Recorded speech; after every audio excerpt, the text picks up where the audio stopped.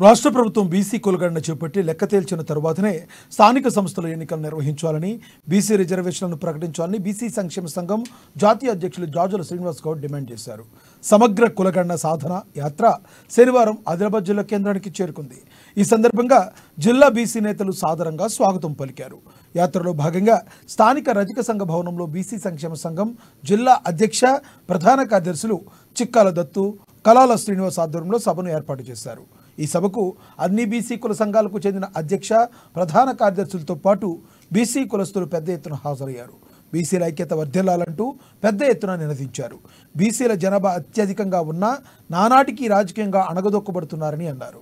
రాజకీయ పార్టీలు బీసీలకు సముచిత స్థానం కల్పించడం లేదని, పదవుల కేటాయింపుల్లో తీరని అన్యాయం చేస్తున్నాయని శ్రీనివాస్ గౌడ్ తెలిపారు.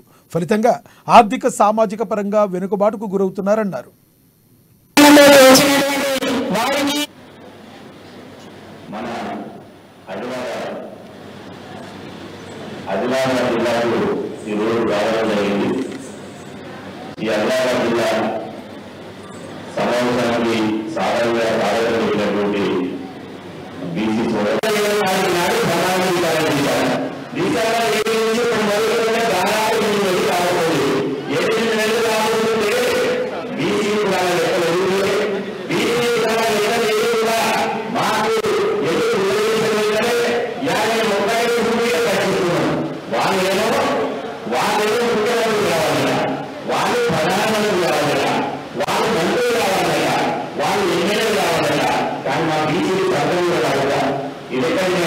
ఒక్కసారి ఆలోచన మా బీసీ మా మహిళలు